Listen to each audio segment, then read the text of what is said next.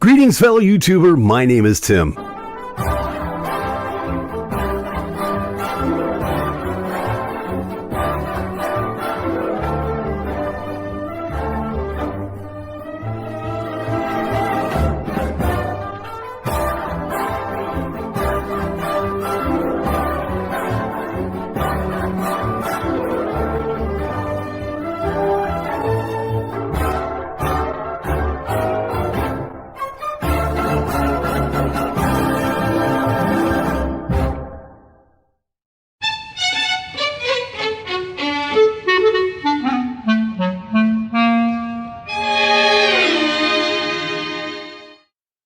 Greetings, fellow YouTuber. My name is Tim. Welcome once again to that dumpster fire that you just can't take your eyes off of. I know it's compelling as a train wreck, isn't it? Yes, it is.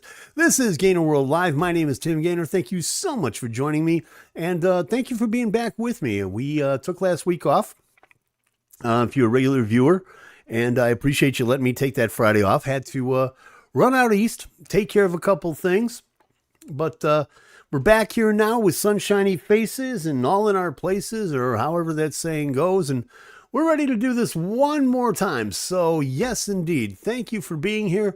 If you're new to this little mess that we've got going on, basically what we do is, well, pretty much nothing. No, really, I'm not kidding. We just don't do a whole lot of anything. Basically, we just kind of hang around and we talk about things. I've got a stack of stories here that people would want to talk about. And we've also got this thing right there. You see it. It's right there. I'm pointing to it. Do you see it? Is it? You see it? It's there? Yes. That is the chat. If you're watching this show live right now, then yeah, you don't have to worry about straining your neck and going all the way over there. No, you don't have to do that. You can watch the chat right there. And that's what we do. And we encourage people to come in and talk amongst themselves in the chat room. We always do enjoy that. We appreciate people that want to come in and talk about stuff. We're very big on stuff. Okay. No, really, we are. I appreciate that. And I know a lot has gone on since I took last week off. And again, thank you all very much for allowing me to do that. Yeah, it just had to be one of those things that had to be done. Yes, indeed. Even MU City Games, he's popped in and he said, let's talk about stuff. That's right. If I can borrow one from the late, great Chuck Barris. Still the greatest TV show. One of the greatest TV shows in the history of television. I don't care what you tell me. Gong Show is forever. If you don't know what I'm talking about, look it up. You'll thank me later. But anyway, yeah, I had a lot of things going on last week. We made some progress getting the station up and running and all kinds of fun stuff like that. In fact, I would be remiss in my duties if I did not remind you that right after this show, to rush right over to Hugs 24/7 Radio, hugs at WRGG.com. That is where our own Cyrus Gray is doing his thing right now. Well, maybe not his thing, but you know what I'm talking about. Anyway, Cyrus is going to have the top 10 countdown. The top 10 independent unsigned artists from around the world from the Hugs Top 200 chart. We would definitely appreciate it if you check that out. That comes up right after this at 9 o'clock Eastern, 8 o'clock Central. Hugs at WRGG.com, Hugs 24/7 Radio, the home of the unsigned artists. Please check that all out, won't you? Coming back here at the same time, people popping in. Noreen Henry popping in to say hello. Hello, Noreen. Noreen, you'll understand this, even though I'm talking kind of out of turn here. I got another friend request from you. Yeah, I think this is like the fourth one this week. So, yeah. Oh, those wacky Facebook pirates. When will they ever stop? I ask you. But yeah, MU City is here. Noreen is here. We want you here. Come on in. Say hi to us in the chat. We won't insult your intelligence much. but anyway, shall we jump into things? Seeing as though we kind of Missed a whole bunch of stuff last week. Well, we didn't really miss a whole lot. But we'll get into it. Let's get into it. In fact, let's get into, yes, that wonderful weekly mess that everybody seems to, I don't know why. It's jump into some things and talk about some weird, wild stuff. That's right. It's weird. Weird. It's weird, wild stuff. It's time for the Deadpool, y'all. Let's get into it, shall we?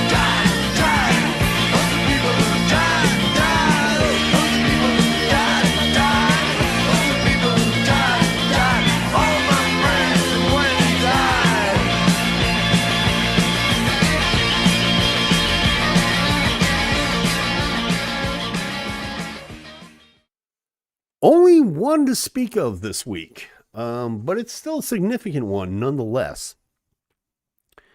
And another one of those, I don't think this was on my Deadpool card for this week, or for this year anyway. George Funky Brown, one of the co-founders and the drummer and one of the chief songwriters for Kool and the Gang. We just found out today, passed away yesterday after a long battle with cancer at the age of 74.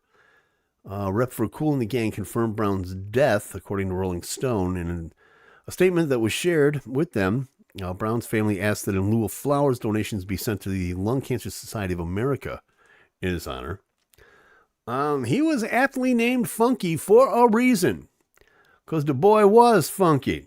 Yes, because he was not only the backbeat to Kool and the Gang's incredible catalog of hits, and you all know what I'm talking about when I say that. Tonight, Too Hot, Ladies Night, Jungle Boogie, Celebration. I could go on and on and on. Through the 70s and the early 80s, Kool and the Gang were one of the bands that, yeah, they kind of set the bar in terms of dance and funk and disco. He was a frequent presence too. I mean, they sample to this day. There's some artists from, there's artists that have been sampling them to this day. They plucked the grooves from Jay-Z, Madonna, Nas, NWA, The Killers, Janet Jackson, Beastie Boys, De La Soul, Tribe Called Quest. Again, you could just keep going on all afternoon. They had some of their earliest releases. They had a top 20 single, Let the Music Take Your Mind, from their debut album from 1969. A couple of records after that. But it really wasn't until 1973. One of my all-time favorite tracks, Jungle Boogie, from 1973. What a terrific song that was, from the Wild and Peaceful album. Hollywood swinging, funky stuff. That was a great album within itself. They produced a couple more albums, a couple more hits during the mid-70s. They came up kind of short coming into the 80s. But then Amir Deodato, you know him. He actually had a very funky version of 2001. He released, I think it was, what was that, 75? 76, I think. Great track, though. Yeah, Ladies Night, Too Hot, Get Down on It, Joanna. What a terrific song that is, Joanna. Celebrate, and of course, Celebration. Tell me you have not been to a wedding, at least this year, that didn't have that song in its repertoire, in the DJ's repertoire. Yeah, and George always said that there was the sound of happiness with the likes of Kool and the Gang. He says, you know, when it's time to go on stage, it's okay. Let's become Kool and the Gang. It's what we do. So when it was time to do, we did it. And everything else went to the side. They slowed down, but you know, they still kept touring, which I think is great. I see nothing wrong with that at all. And he was also, a little piece of trivia for you here, one of the longest serving members of Kool and the Gang, alongside Robert Kool Bell, saxophonist Dennis D.T. Thomas, who passed away in 2021. And in fact, just this past July, they released a new album, People Just Want to Have Fun, which Mr. Brown had produced. And and he also published a memoir later that year. So yeah, another loss in the world of funk. Kind of a shame. George Funky Brown, gone at the age of 74. And that's all you need for this week's Deadpool Report, y'all.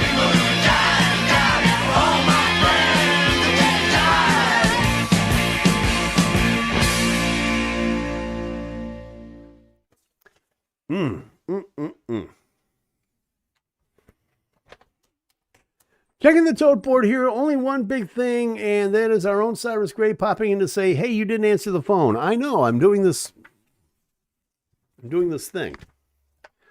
I had some really big stuff to tell you. Let's just say of South Africa. He's coming on, oh my God. You've got to be kidding me. You've got to be kidding me. Oh, this is major announcement stuff. Okay? This is major announcement stuff. Yeah.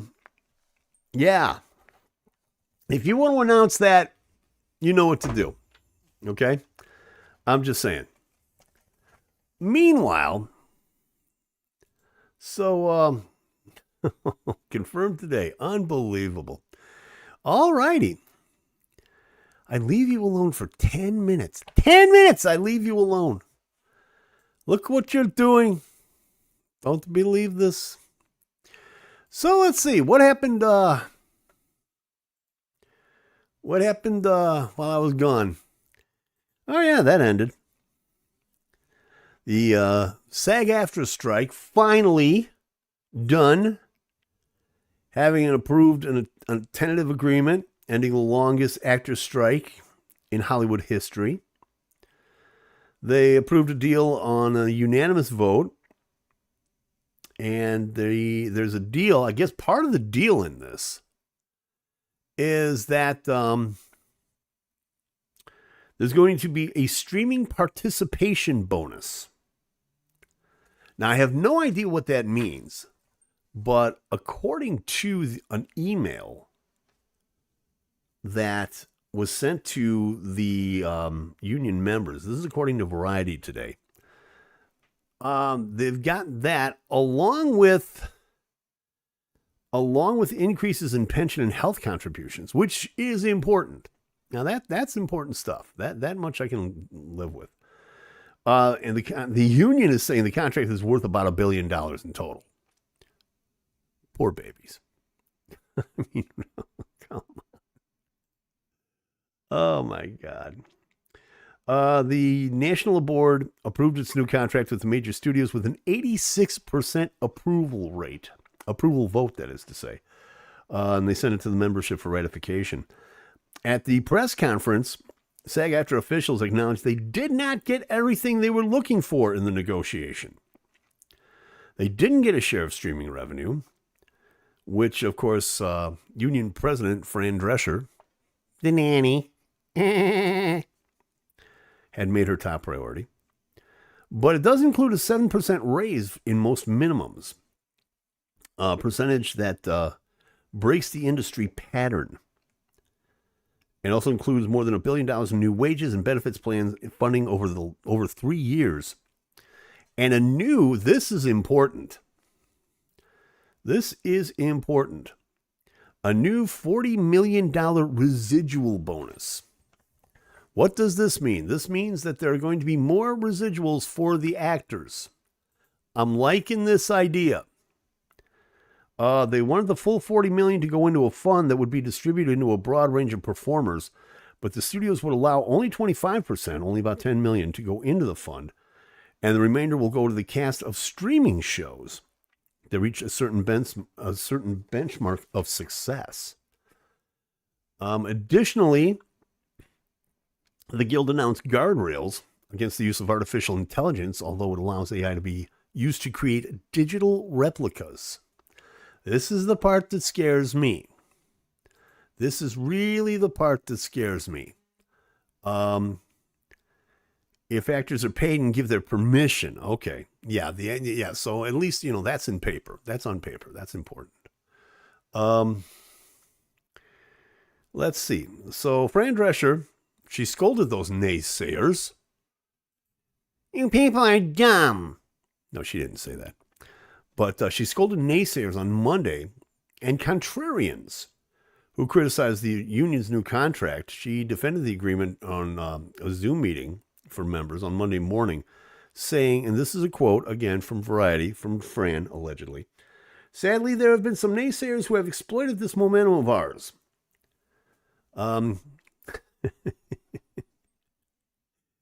According to Variety, she was in a jungle print bathrobe from her home.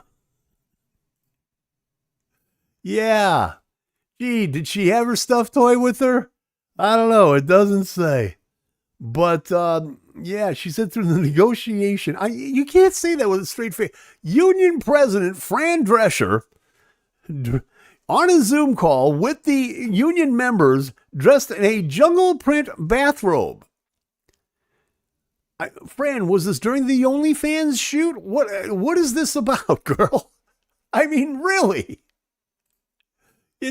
You've gone from this at the union meetings to a bathrobe. God, where's Jeff Bridges when we need him?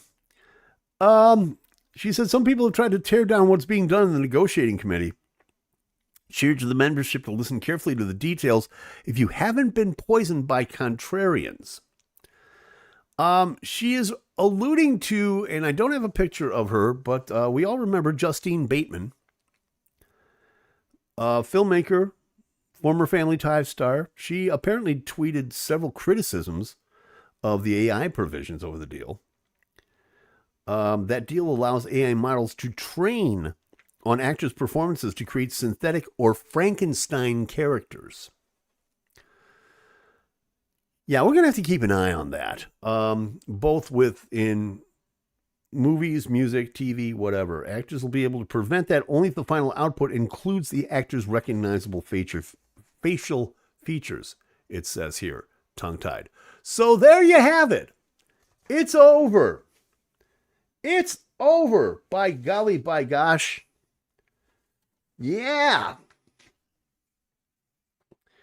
The actors' strike finally out of here. And I guess that means that, I don't know, is everybody going back to work now? I certainly hope so, because a few shows have already been canceled because of it. Checking the tote board here real fast. Matt Houtsma. Matt, good to see you, my buddy. How's it going?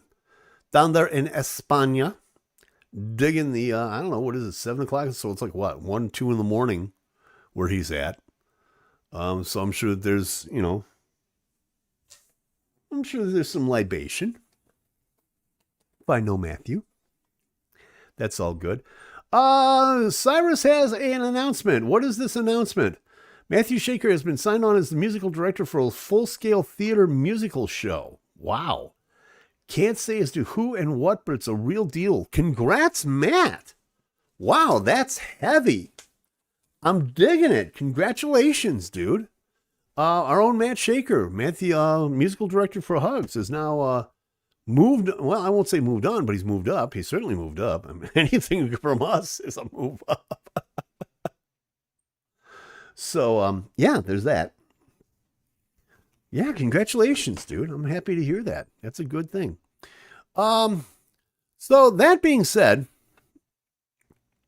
let me see here. Next stop, Broadway. Yeah, I can imagine.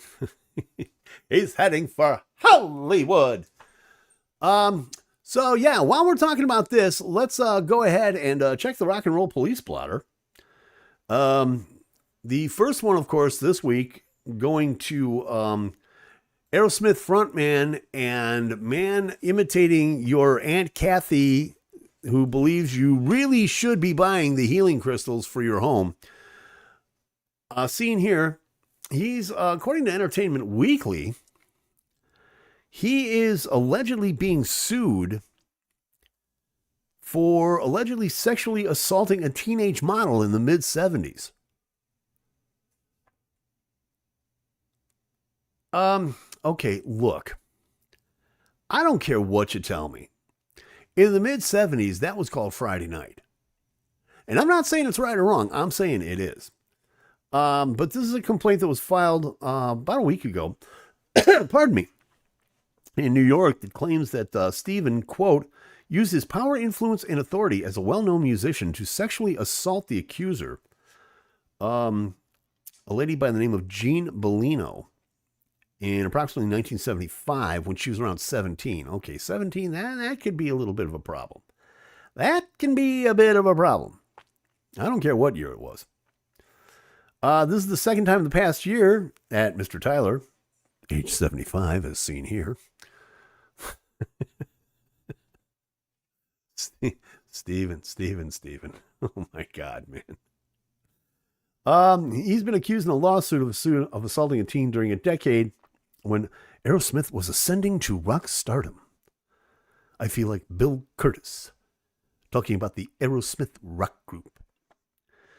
Representatives for Stephen didn't immediately respond to Entertainment Weekly's request for comments, but according to Bellino's complaint, she was working for a children's modeling agency in the 70s and would frequent share rides with another model friend to travel from their home to Queens to gigs in Manhattan. So this friend arranged for the two teen models to meet Aerosmith in Manhattan after an event, a modeling event. This is according to the lawsuit. And they linked up with Stephen and his entourage on 6th Avenue. Trendy 6th Avenue. She detailed the alleged encounter in a video statement that played at a press conference held by her legal team, and she said, and this is a quote, according to Entertainment Weekly, from Miss Jean Bellino, quote, I was assaulted in a phone booth in broad daylight in a phone booth by Steven Tyler. Girl, stop and think about that sentence for just a second. The book deal alone could net you 6 figures. But no, you're going to put him up on the blotter. He's an angry person inside because at that time, right before he assaulted me, I laughed at his lyrics. Apparently made him angry. Okay. I didn't understand. I wasn't laughing at him. I just thought, oh, okay, that was the lyric. That makes sense. And I left. He stuck his tongue down my throat and his friends were looking outside. My friend was also watching. People walking by were watching. He started groping me. I couldn't say help because I couldn't talk. He had me pinned against the phone. And I remember the faces of 2 men as they were walking. They just stopped and stared. I was clearly struggling. Nobody said stop. Nobody said get off of her. That's because he's Steven Tyler. Look, I'm not saying this is right or wrong. I'm just saying this is what is. Bellino's complaint alleges that Tyler would have been in his late 20s at the time and put his hands in places where she didn't want his hands to be. So, it was shocking and mortifying, according to Jean. That was my first sexual experience with a boy or a man. And it was with Steven Tyler. There's a lot of women that would kill to be in that position, okay? I'm just saying. She arranged to go home with her friend, but she didn't have a means or manner of transportation or the money to go home. So she went to the Warwick Hotel with Tyler, his entourage, and her friend. Okay, wait a minute. Bellino alleges that Tyler assaulted her again inside the hotel and that she only escaped with the assistance of the hotel's doorman, who helped her get a cab after Tyler went to his room.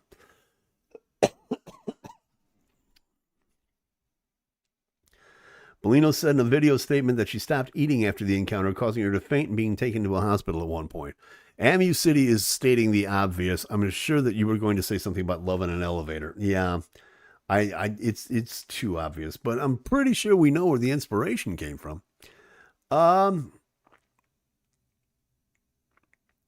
It doesn't look like there's any response from Steven's team on that. So, yeah, I guess we're just going to have to see what Steven says. Now, take a look, girls.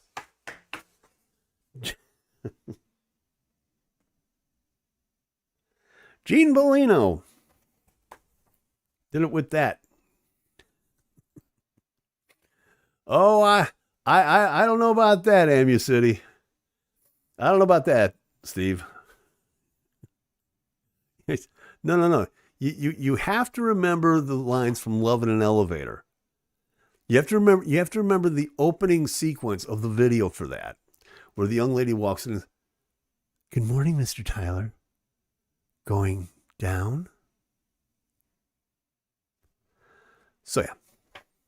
We'll keep abreast of that situation, obviously. Amu City saying, I can only think of the song Strip by DRS from 1993. Yeah, I can respect that. While you're going down. Yes, I know. I understand.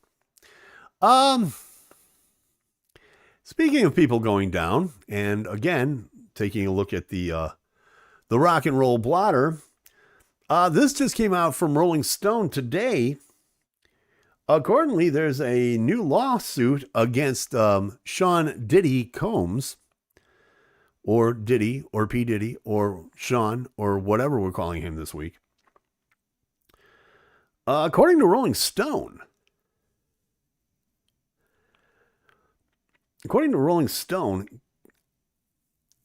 you don't know the name Cassandra Venture.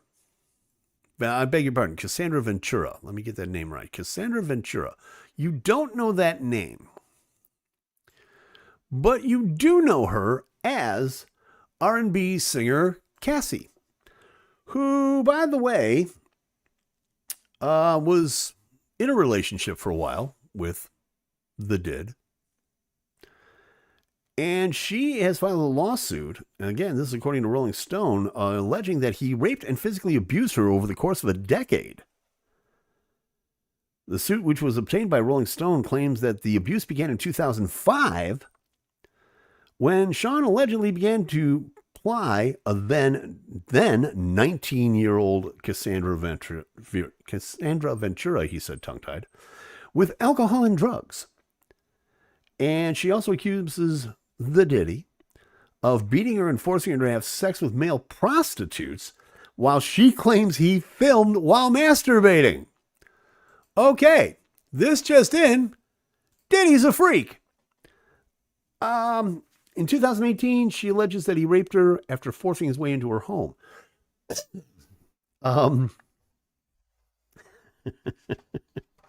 Cyrus is saying, that's a long beating. I know, 10 years of it. I mean, man, did he stop for meals and sleep? I'm not sure, but Ventura's lawyer filed the suit yesterday in U.S. District Court for the Southern District of New York, so SDNY. And Diddy's label, Bad Boy Entertainment, as well as Epic Records, Combs Enterprises, LLC, and others are listed as co-defendants. Sure, if you can't get the artist, why not go after the record label? There's a sound business practice. The lawsuit is detailing several causes of action, including sexual assault, sex trafficking, sexual harassment, violations of laws related to the human trafficking, battery, sexual battery, a violation of law related to gender-related violence, and she's seeking an unspecified amount of money in the form of damages.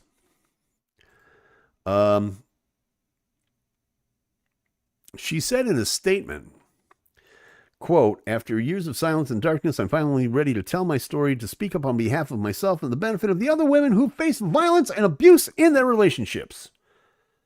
With the expiration of New York's Adult Survivors Act fast approaching, hint, hint, read, I gotta get the money while I can, it became clear that this was an opportunity to speak up about the trauma I've experienced and that I will be recovering from for the rest of my life. Meanwhile, Diddy's lawyer, Ben Brafman, provided a statement to Rolling Stone, and he said, of course he's denying the allegations. Quote, Mr. Combs vehemently denies these offensive and outrageous allegations. For the past 6 months, Mr. Combs has been subjected to Miss Ventura's persistent demand of $30 million. Is that all? Under the threat of writing a damaging book about their relationship, which was unequivocally rejected as blatant blackmail. Despite withdrawing the initial threat, Miss Ventura has now resorted to filing a lawsuit riddled with baseless and outrageous lies, aiming to tarnish Mr. Combs' reputation and seeking a payday. So, yeah.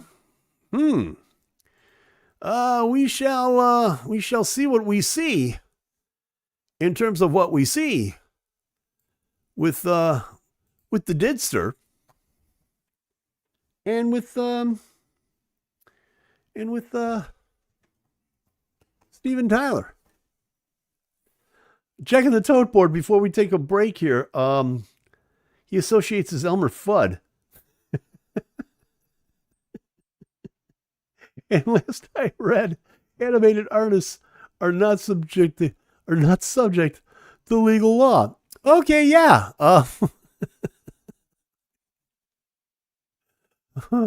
Oh man, my name is Sean Diddy Combs. I own a mansion and a yacht. Okay. Another thing basically happened today. I definitely want to talk about it. We've been following this for a long time. It finally happened. We'll take care of that in just a second.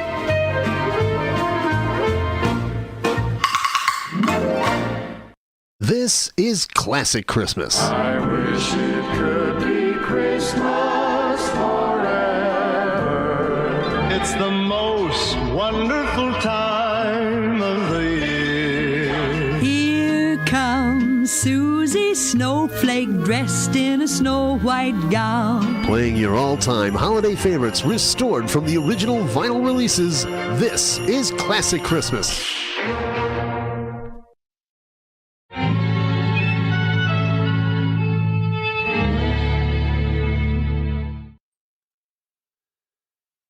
Please join us for that. That is like one of my all-time favorite projects that I do every year, and I just have a lot of fun with it, and I hope you join me for the fun as well. Classic Christmas, ClassicChristmas.com returns on December 1st at 6 p.m. Central, 7 p.m. Eastern, so be sure to own for that.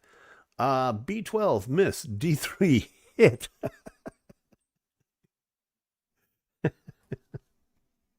Okay. Cyrus obviously having way too much fun in his own little world. Okay, so now we have been following this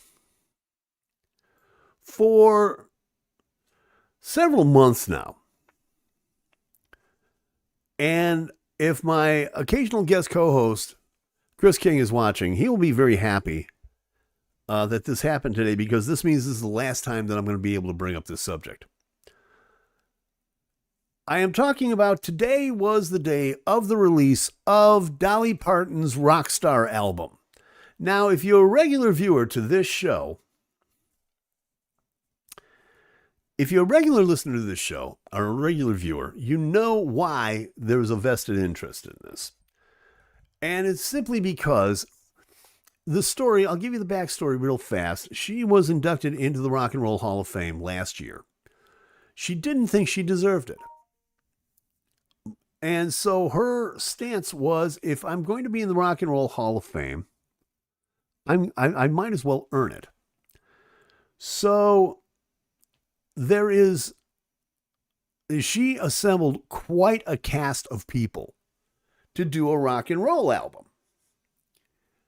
And Cyrus just popped into the chat and just went, Timmy's got a thing about Dolly. Who doesn't? I ain't gonna lie, okay? I have watched this girl since her days with Porter Wagner, okay? Let's just say God was very good to her in those days. In fact, here's a little piece of trivia for you. This is her 49th album. This woman has released in her career 49 albums. And in the grand scheme of things, that's a lot of music, dude. I'm sorry. That's an awful lot of music. And she, like I said, she assembled. You can, oh yeah, Madhouse pops and says, you can only get them in boxes of Brays. That's right.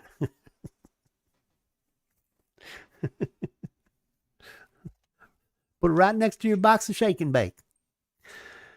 So we have been following this album, and we've been previewing and critiquing some of the tracks that have been on this album. Simply because, listen, if Dolly Parton wants to join the rock and roll world, I am one to root her on. She's an amazing songwriter. She's a great singer. And now the time has come. Now, we have talked about other songs that she's done in the past. She did Magic Man with Ann Wilson, which was okay. She did Let It Be with Paul McCartney and Ringo Starr. Just props for the fact that she had the Beatles as her backing band. That'll tell you something right there. Again, it was okay. But this whole album is out now. And like I said, I was rooting for Dolly the whole way. I really was. She had given us glimpses of honest to God greatness on this. The track Bygones alone justifies you at least listening to this album. And it's a duet that she did with Rob Halford of Judas Priest, John Five from Marilyn Manson's band. And she showed us that this girl can growl. She can growl. She can get some sawdust up in there. She did it a couple of times. And I mean, there are some great tracks on here. And some real surprises on at the same time. And one of the ones, believe it or not, and I know you're not going to believe this, but this is one of the tracks that honestly blew me away. And that was her cover of Purple Rain. She took this thing, made it almost gospel. Put a gospel choir in the back. She's singing really soulfully, really beautifully. The production on it's great. And she really, she made it her own. I can't lie. She made it her own. You can hear some of the dust. Again, she got some of that gravel in her voice during this thing, which you just did not,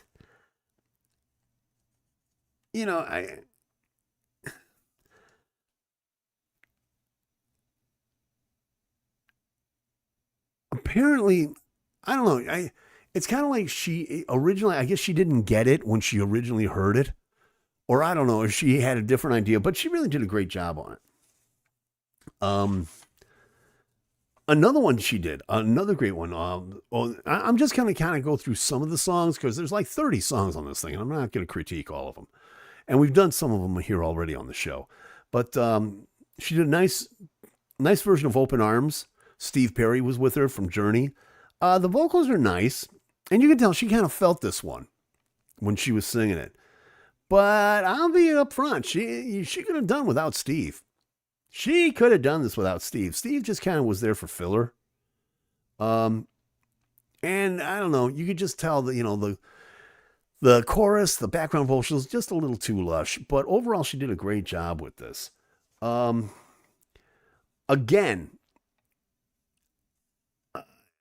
another one that she did, which was a really nice production. And again, a really big surprise. She did Wrecking Ball with Miley Cyrus. That really was it's really more suited to her style. And it was a little bit more pop than rock, but then again, it's Dolly Parton and Miley Cyrus. You should expect things like that. There is she wrote a couple of songs herself. which if you're going to write your first rock and roll album and you've been a country crooner all of your life, can be a really dangerous undertaking. But at the same time, I applaud her for, getting out of her comfort zone. The title track, for example, Rockstar, it's way too popish. It's a pop song. And you can just tell, the country stations, the modern country stations will be playing this all over heckin' creation, all over hell and creation. But it's not a rock and roll song. Okay. She did a great version of Don't Let the Sun Go Down on Me with Elton John. But the arrangement on it is really boring. It really is. I'm sorry, Dolly, but it's just boring. It's just there. And I'm pretty sure Elton had a little bit to do with that. And actually, Elton sounds like, his vocals sound forced, which kind of, I guess, I don't understand that. It's his song. Why would you do that? But really, Dolly's vocals are the only thing that saves that track. She did a great job on Night Moves with Chris Stapleton. Really great groove. And it's on that, she arranged it where it's that fun kind of Southern rock, bordering on modern country kind of thing. I don't know if that's a Stapleton move, but it was a lot of fun. It really was. Another one that really surprised me was great combination of vocals. Check this out. Dolly Parton, Emmylou Harris, and Sheryl Crow all singing You're No Good. Yeah, Linda Ronstadt's hit, 73. And they put kind of a nice jazzy, kind of an almost Steely Dan kind of a thing to it, which is really, really nice. Stayed true to the original, but it's a really cool track, and putting those three together in the same room was just a terrific idea. Another great surprise, and this is where I started going, yeah, Dolly, yeah, rock and roll, babe, is when she sang Stevie Nicks' when she sang I Want You Back, rather, with Steven Tyler. Speaking of Steven. And Warren Hayes from Government Mule is playing guitar on this. Dolly got the blues. Not gonna lie to you, Dolly got the blues on this one. And the fact that she's doing this with Steven Tyler was a terrific idea. Warren Hayes is he's filling the pocket whenever he needs to. He's not overbearing. This was a great track. It just fills out really, really, really nicely. Every Breath You Take with Sting, great vocals, simple arrangement. Sting saves it. Not gonna lie. Then there's the downsides to this album. The downside being, for example, when she did I Hate Myself for Loving You with Joan Jett. Girl, not gonna lie, I had to turn this off after 15 seconds. The introduction was just so damn cheesy. Girl, have you ever been with a guy? I know you have, Dolly. Well, turn it up, girl. No, honey, no, that's not. Rockers do not talk to each other. Rockers are bad bitches, okay? Joan Jett is a bad bitch. You don't do that, especially with one of her songs. It was horrible. It's just horrible. Avoid that song like the plague. Another one, which was kind of fun, was she did What Has Rock and Roll Ever Done For You with Stevie Nicks. Nice combination, nice groove. Again, dumb introduction, but then it's Dolly and Stevie Nicks. So you can kind of forgive that. But I did like this one. You can tell Dolly really got into this one. And her and Stevie were having a really good time. Now, there's a couple more songs that I have to mention. And this is really, really, really, really what turned the corner for me. Look, I've been playing rock and roll since I was 14. I'm 63 now. So we're talking about almost, 60 years I've been doing this? 50 years? You learn in music, and I'm sure, Dolly, you have too, that even in country music, there are certain tracks, there are certain songs that you have, that you just look at and you just say to yourself, this is sacred ground I shall not tread.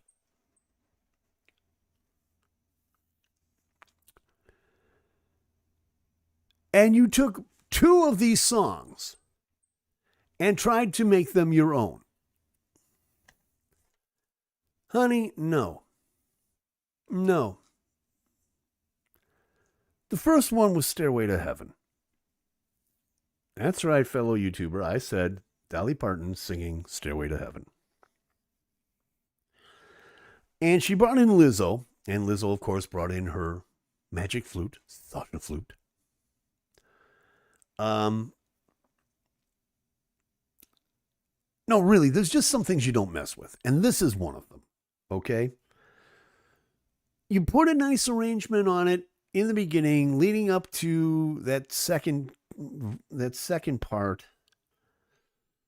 But then I suddenly realized this is the first time you've ever done a rock and roll album, and now you are starting to dive into the recesses of progressive rock.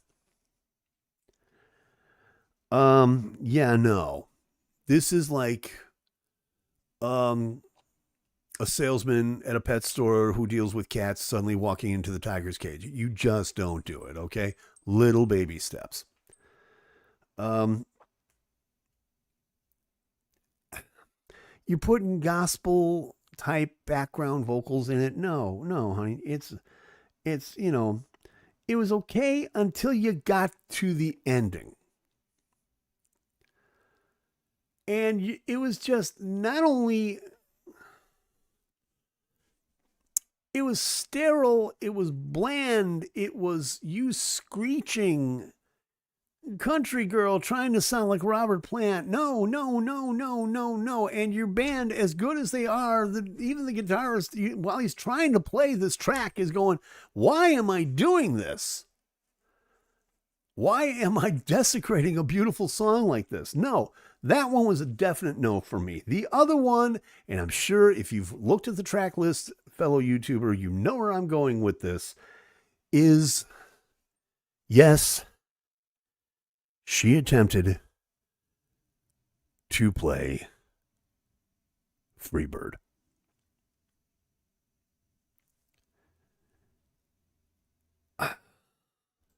What is with the cheesy background vocals, girl? You don't do it to Freebird. You even brought in vocals from, God rest his soul, from Ronnie Van Zant. He's rolling in his grave, honey. He really is.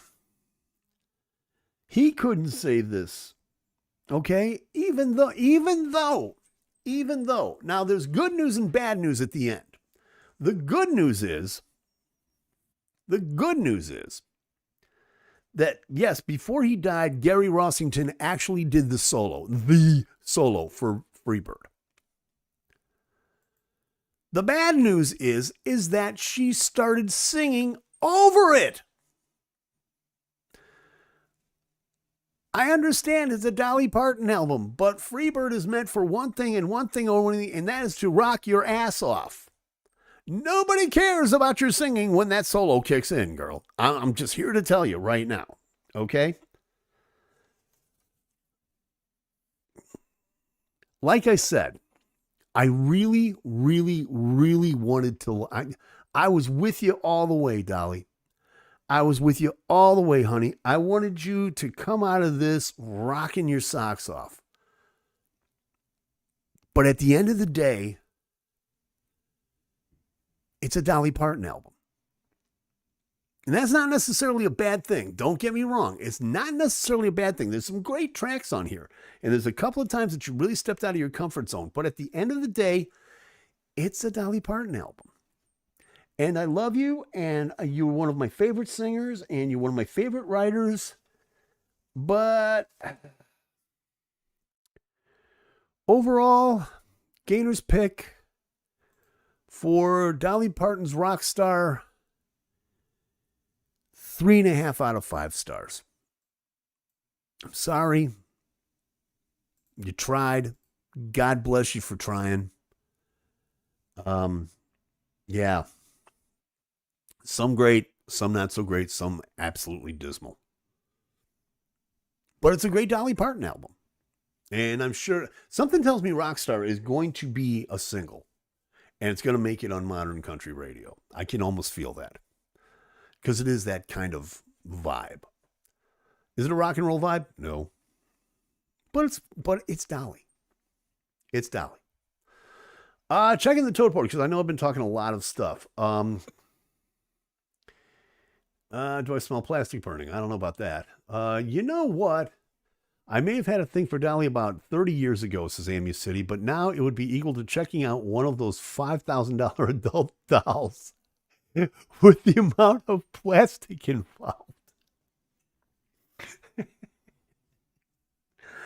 I don't know. I hear you can get them on clearance for $35. I'm just saying.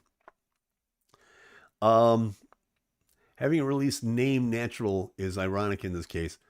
Okay. It's been a while since you played a little something for your audience here. I think you owe us your take on Let Your Love Flow by the Bellamy Brothers. I was thinking of Old Hippie, but, you know. Make It With You by Bread. I was leaning more, Steve saying I was leaning more towards Devo. I'll settle for Bob Seger's Turn the Page. You know what? Everybody's been asking that, and I promise you, okay, I'm going to make this promise right now. I will play next week. I promise you. I will set the guitar up, and I will play next week on this show. Okay? And thank you all for asking. I really kind of thought that everybody was kind of bored with that. But I'll get back into it. And thank you very much for the suggestion. Mike also says, she ain't got time for baby steps. She's going to be featured on your opening segment in less than a year. No, I don't know about that, man. I don't know. She's still looking good. You know, I mean, granted, there's a lot of makeup. There's a lot of touching up going on there. But, you know, for 78, she's still looking pretty good. You got to admit. Oh, and by the way, that's another thing too. For those of you, if you're a fan of hers and going, boy, I can't wait for her to tour on this album. Not going to happen. She is done with touring. She has said she is done with touring. She wants to stay home with her husband, who I think is in his mid 80s now or something like that. And she just wants to be near him. So that's not going to happen. I got 8 minutes, then I got to go to work. That is true. That is true. So get to work, will you? For God's sake. Jolene on the punk side. Well, hey, why not? White Stripes did it. That could work. But yeah, okay. Well, we got a couple of minutes, you know, like the Sister said. We got a couple of minutes. So I tell you what, why don't we do this? Why don't we play one of our favorite games here on GainerWorld? And you know what I'm talking about. You love it. You know it. You crave it. Yes, it's time for What's Your Sign? Let's get into it, gang. Come on.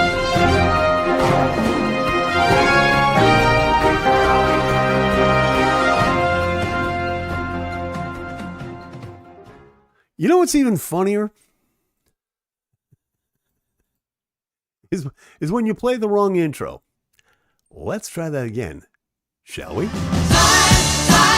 Everywhere a sign.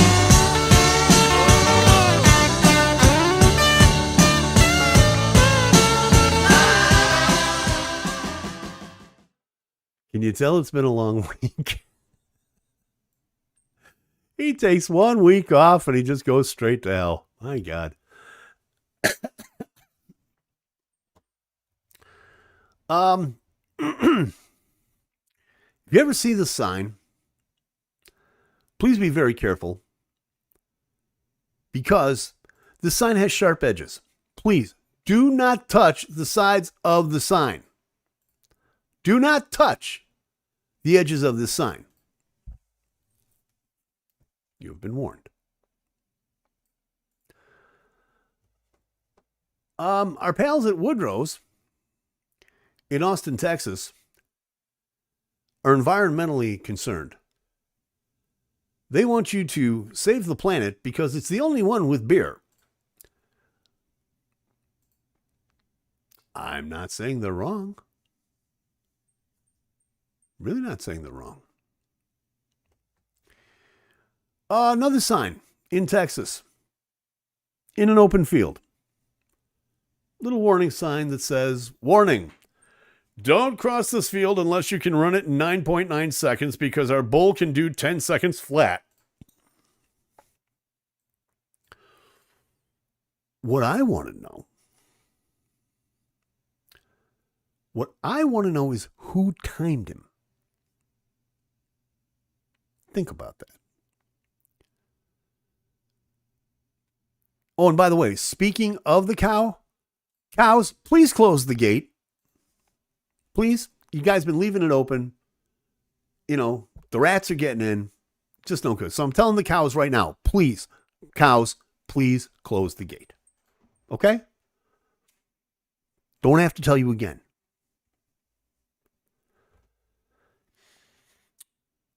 I think I need one of these for my home. I really think I need one of these for my home. It's a warning sign. Warning. My alarm tells me you're in my house. My gun tells me not for long. That'll do it.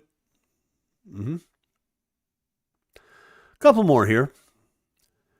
If you're driving, and especially with the driving that I've been doing, down 80, down 76, haven't seen one of these signs, but I'm waiting for one. Suicidal deer, next 1 mile. Now, first off, which one is it? And secondly, have you tried an intervention on it? There's a reason he's a suicidal deer. He can be helped. He can be helped. Here's one. Shades of Arsenio. From the Texas School for the Deaf, you'll be happy to know that there's going to be live music on Saturday. Who is this for? We've had enough for 1 week. Let's get out of here.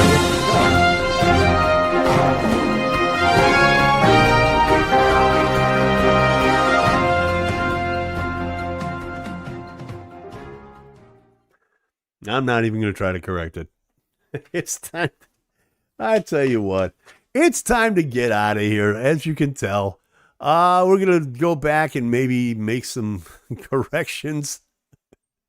Don't forget, Hugs Top 10 Countdown coming up right after this. Hugs at WRGG.com. Cyrus Gray's got the top 10 unsigned independent artists from around the world.